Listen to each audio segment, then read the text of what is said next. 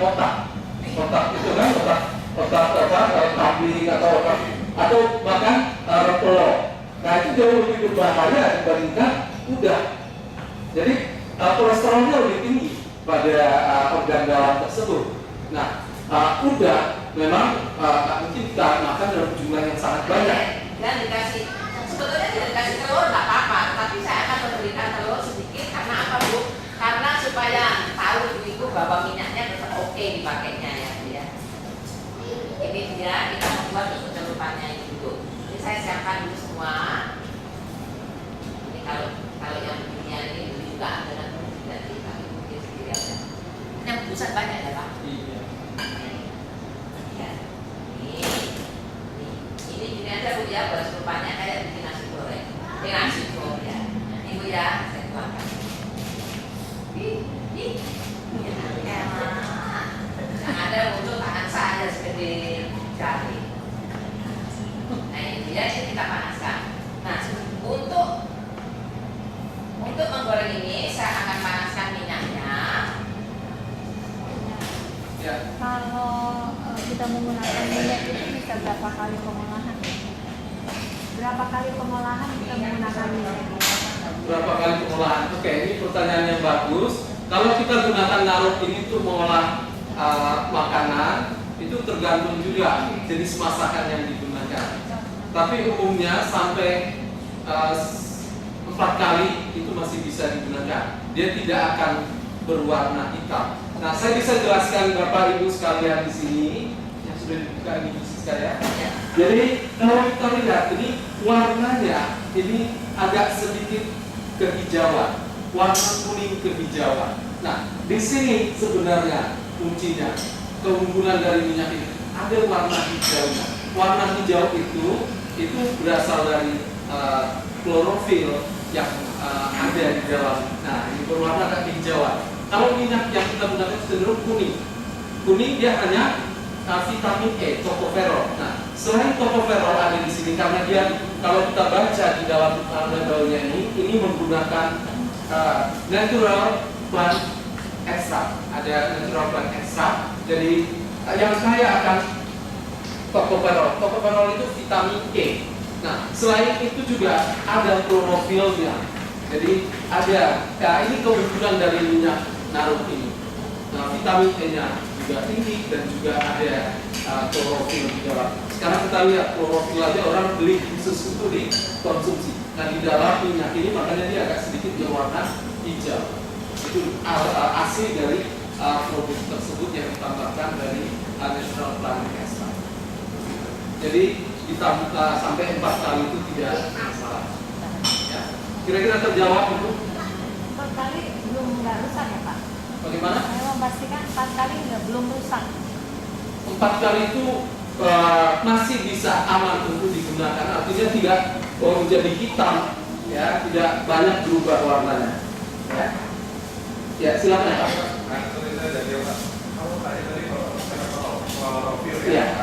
bisa dibantu fungsi dan Oke, terima kasih. Sama seperti vitamin E dan juga klorofil ini, dia berperan sebagai antioksidan. Sekarang orang kan banyak cari itu antioksidan seperti itu. Nah, di dalam minyak ini sendiri itu sudah terkandung 2 senyawa ini yang sangat kita perlukan saat ini. Kenapa kita memerlukan antioksidan? Karena lingkungan kita tinggal, terutama di kota besar di Jakarta, banyak polusi.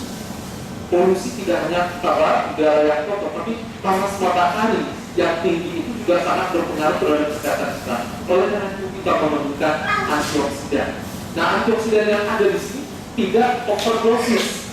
Kadang-kadang kita makan antioksidan itu overdosisnya ini kita makan dalam jumlah yang sesuai. Ya, mungkin minyak ini kan kita minum sebagai air dan gitu ya. Jadi pas lagi ada mau masak itu sudah ada kandungan itu di dalam. Jadi jumlahnya itu tidak akan berlebih. Seperti itu Pak. Terjawab kira-kira Pak? Ya, betul. Nah, ini salah satu sebenarnya saya sebutkan tadi. Karena itu belum nambahkan, jadi saya belum jawab tadi. Ya, selain lemaknya, ya, timun ini kalau kita perhatikan, kalau Bapak Ibu pernah ke Aceh, di Aceh itu begitu makan kepala kambing, ya, itu apa namanya itu masakan itu, Nah pasti jusnya itu mentimun. Nah ini kadang-kadang untuk menetralisir kolesterol tersebut. Nah ini sangat baik. Kemudian yang satunya apa? Mangga. Nah ini juga ada senyawa-senyawa dalam mangga ini juga yang salah satunya adalah serat. Serat ini nanti kalau dicampur seperti ini dia akan bisa menyerap lemak itu juga, lemak ya. Beras jadi garam, putih jadi garam. Tapi yang jelas nggak mungkin kita akan makan mie terus kan gitu ya.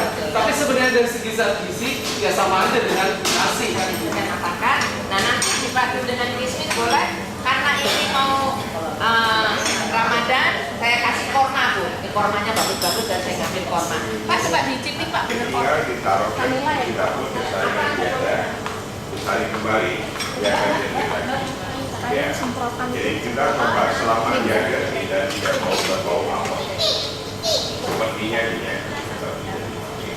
Dan kita pernah coba ekstrim sekali, yang sudah menghilangkan bau. Nah, amis gitu, kita pakai roti tawar. Roti tawar kita goreng, ya. Kalau habisnya ambil ya. Dalam prakteknya nanti ibu banyak sekali pengalaman nanti apa yang dibedakan antara minyak ini dengan yang lain. Ya. Dan tadi sebetulnya kurang etis kalau saya mengatakan, tapi ya memang pasti hari ini khusus ya masakan jauh lebih enak.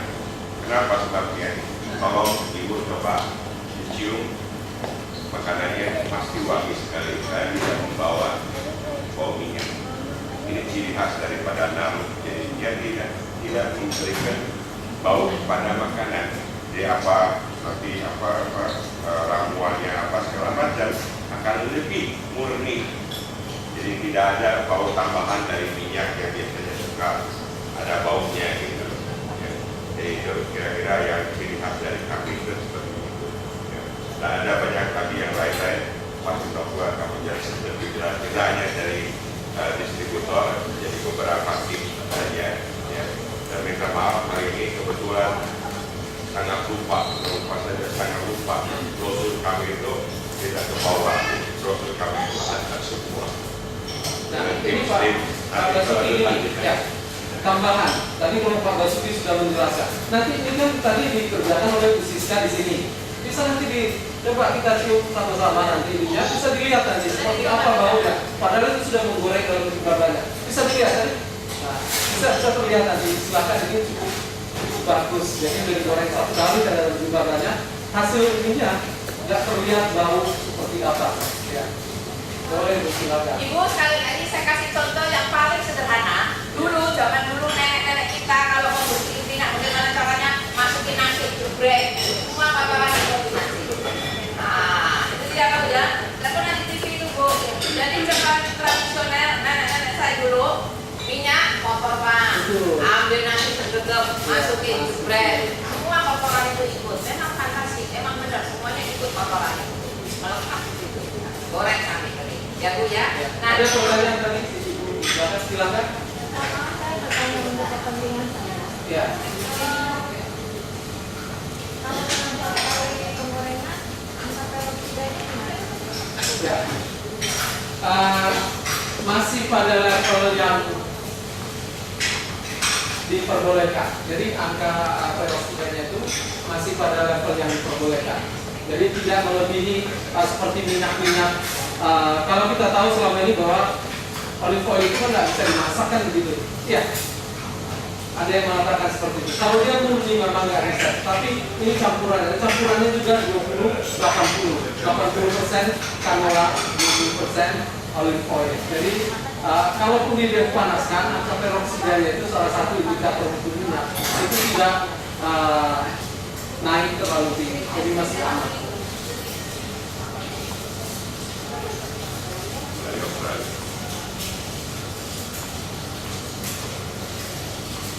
ini saya kasih contoh ya.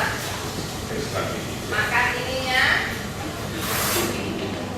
Warnanya sangat menarik ya Bu ya. Nah, Ada ini. merah. Oke. Ini mana di foto? Ya, ini